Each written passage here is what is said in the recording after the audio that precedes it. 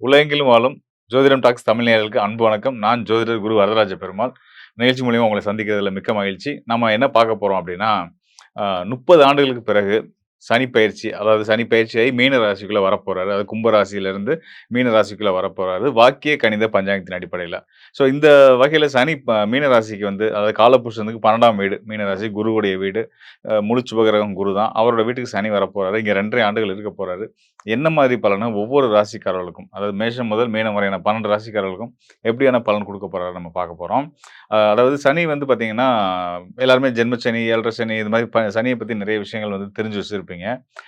நெனைக்கிற மாரி சனி வந்து ரொம்ப கெட்டவர்லாம் இல்லங்க.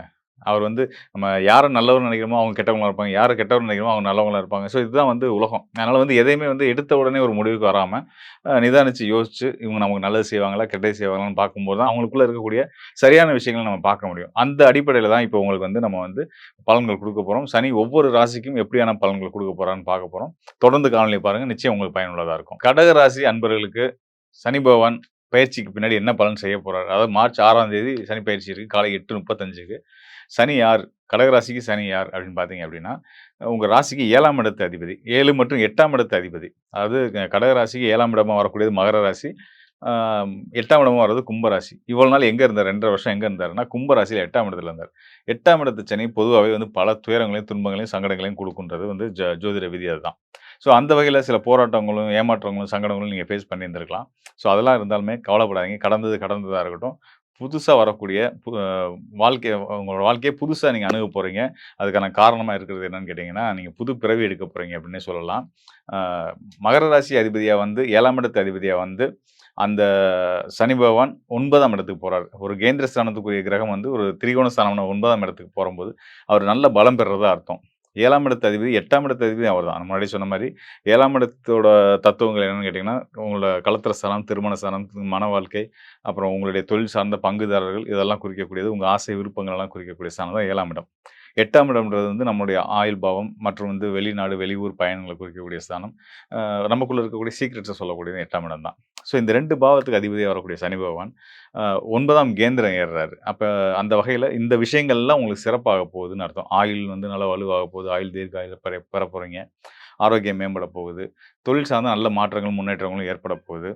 மற்றும் 7ஆம் இடமா வர்றது வந்து மகர ராசி, நீர் ராசியா வந்து அந்த கேந்திர ஸ்தானமா அதாவது 7ஆம் கேந்திரமா திருமண ஸ்தானமா வர்றதுனால, திருமண யோகங்களும் கூடி வரப்போகுது. வீட்ல சுபகாரியங்கள், நல்ல நிகழ்ச்சிகள் நடக்கப் போகுது. திருமணம் தடையில இருந்த கடகராசிக்காரர்களுக்கு திருமணம் கைகூடக்கூடிய காலமா இருக்கு. இன்னும் குறிப்பா சொல்லணும்னா, காதல் திருமணமே கைகூடுறதுக்கான காலமா இருக்கு. மார்ச் மாதத்திலிருந்தே அதுக்கான வேலைகள்லாம் ஆரம்பமாயிடும். நிச்சயமா வந்து மார்ச் மாதம் 6ஆம் தேதிக்கு அப்புறம் வந்து சிறப்பான யோக பலன்கள சனி பகவான் அருளால உங்களுக்கு கிடைக்கப் போகுது.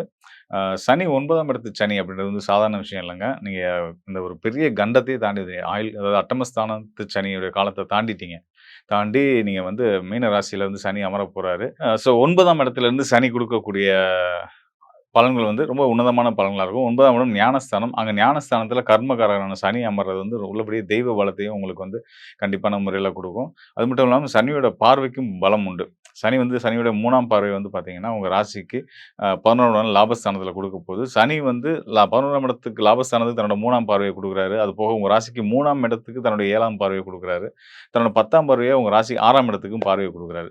ஸோ இதெல்லாம் குடுக்கும்போது வந்து அவருடைய பார்வை வந்து தீமை செய்யுமா அப்படின்னு பார்த்தீங்கன்னா, அது எங்கேருந்து பார்க்குறாருன்ற பொறுத்து தான் இருக்கு. 9ஆம் இடத்துலருந்து அவர் பார்க்கும்போது நல்ல பலன் தான் செய்யும். உங்களுக்கு லாபத்த முன்னேற்றுவார், தொழில் சார்ந்த முன்னேற்றங்கள குடுப்பாரு.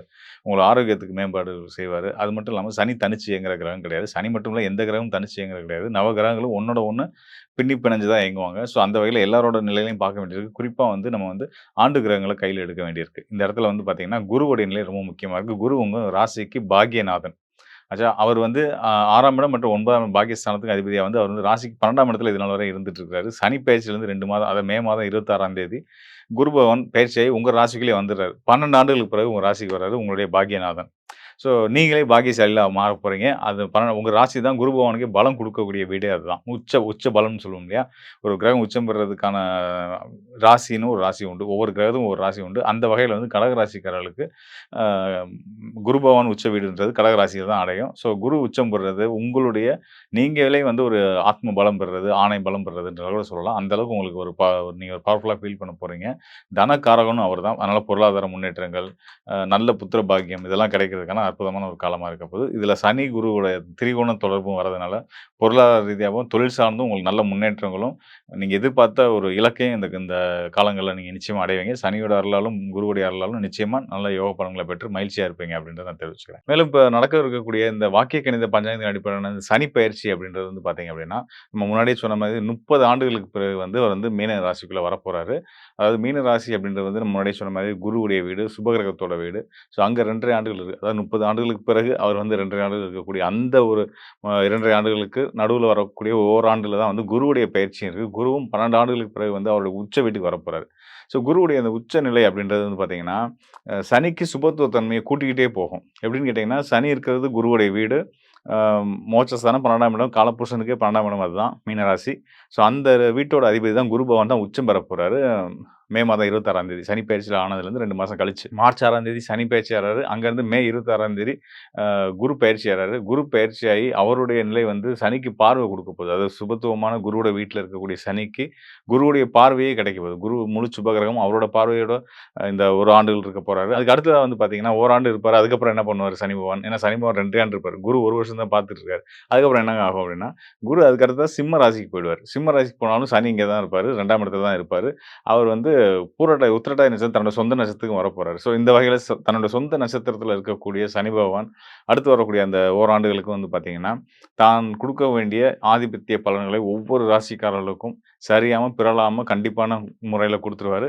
அது மட்டும் இல்லாம இந்த கோர்ட் வழக்குகள் இது விஷயமான பிரச்சனைகள் இருக்கவங்களுக்கெல்லாம் யார் பக்கம் நியாயம் இருக்கோ, அந்த நியாயம் கண்டிப்பான முறையில ஜெயிக்கும் அப்படின்றத தர்மம் ஜெயிக்கும் அப்படின்றத நம்ம உறுதியா சொல்ல முடியும். ஏன்னா சனி பகவான் வந்து தன்னோட சொந்த நட்சத்திரத்துக்கு வரப்போறாரு. குருவோட வீட்ல இருக்கக்கூடிய நிலையில, அங்க இருக்கக்கூடிய உத்திரட்டாதி நட்சத்திரத்தில வந்து அமரும்போது, கண்டிப்பான முறையில நீதி நெறி தவறாத ஒரு சரியான ஒரு அரசாட்சிய நம்ம சனி பகவான் வந்து கண்டிப்பா அருளப் போறாரு. அந்த வகையில அ எல்லாத்துக்குமே இந்த இனி வரக்கூடிய காலங்கள் வந்து பொற்காலமா தான் இருக்க போகுது அப்படின்றத நான் சொல்லிக்கிறேன்.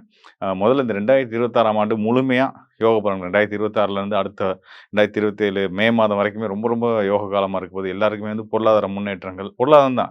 நாட்டோட பொருளாதாரமும் சரி, தனிப்பட்ட மனிதர்களோட பொருளாதாரமும் சரி ரொம்ப சிறப்பா இருக்கணும் அப்படின்னா, அதுக்கேற்ற கிரக நிலைகள் மிக அற்புதமா இருக்கு. குருவுடைய அருள் தான். மிக மெயினான காரணம் குருவுடைய அருள். குருவோட இணைவு பெற்ற சனியும் சிறந்த யோக பலன தரப்போறாருன்றத நம்ம இவ்வளவு நேரம் பார்த்து வந்திருக்கோம். அதுதான் உண்மையும் கூட. அது மட்டும் இல்லாம ஏனைய கிரகங்கள் ஆண்டு கிரகங்கள்னு வர்றது ராகு, கேது தான். சனி, குருவுக்கு அடுத்ததா ஆண்டு கிரகங்களா பார்க்கக்கூடியது ராகு, கேது.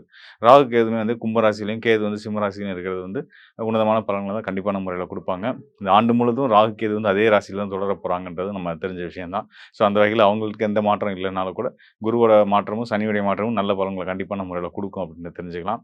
இதெல்லாம் வந்து ஒரு பக்கம் இருந்தாலும் கூட, கோச்சார அடிப்படையில நம்ம ராசிக்கு தற்கால கிரகங்கள் எங்கெங்க இருக்காங்க, குரு எங்க இருக்காரு, சனி எங்க இருக்கிறாரு, இவங்க என்ன நட்சத்திரத்தில இருக்காங்க, இந்த பயணங்கள வச்சு தான் நம்ம வந்து கோச்சார பலன்கள் சொல்லிட்டு இருக்கோம். அது 100% முழுமையா நல்ல பலன்கள தான் குடுக்க போகுது அப்படின்றதுல எந்த சந்தேகமும் இல்ல. ஒவ்வொரு ராசிக்குமே உலகளாவிய அளவுல எல்லாருக்குமே நல்ல பலன தான் குடுக்க போகுதுன்றது எந்த சந்தேகமும் இல்ல. இத தாண்டி உங்களுக்கு இன்னும் துல்லியமா உங்களுடைய வாழ்க்கைக்கான எதிர்காலத்துக்கான பலன நீங்க தெரிஞ்சுக்கணும் அப்படின்னா, உங்களுடைய சுயஜாதக ஆய்வும் தேவை. உங்களோட சுயஜாதகம் மற்றும் இந்த கோச்சார பலன்கள் 2யும் இணைச்சு நம்ம பார்த்து சொல்லக்கூடிய பலன்கள் இன்னும் துல்லியமா சரியான பலன்களா இருக்கும். ஏன்னா உங்க ஜாதகத்தில சுய ஜாதகத்தில லக்னம் என்னவா இருக்கு? லக்னத்துக்கு நடப்பு தசாநாதன் பகையா? நட்பா? தசாநாதன் யாரு? புத்தி கிரகம் எது? தசா புத்தி கிரகங்கள் யார் யாரு? இந்த விஷயத்தலாம் நம்ம எடுத்து பார்த்து தான் வந்து கோச்சாரத்தையும் இணைத்து பார்த்து பலன் குடுக்கும்போது, இன்னும் சிறப்பா துல்லியமான பலன்கள் உங்களுக்கு குடுக்க முடியும். நிச்சயமா உங்களுடைய எதிர்கால பத்தின ஒரு புரிதல் தெரிஞ்சுக்கிறதுக்கு விரும்புறீங்க அப்படின்னா, இந்த டிஸ்ப்ளேல இருக்க என்னுடைய எண்ணுக்கு தொடர்பு கொள்ளுங்க. நிச்சயமா உங்களுக்கு வந்து மிக தெளிவான, துல்லியமான பலன்கள குடுக்க நான் தயாரா இருக்கிறேன்.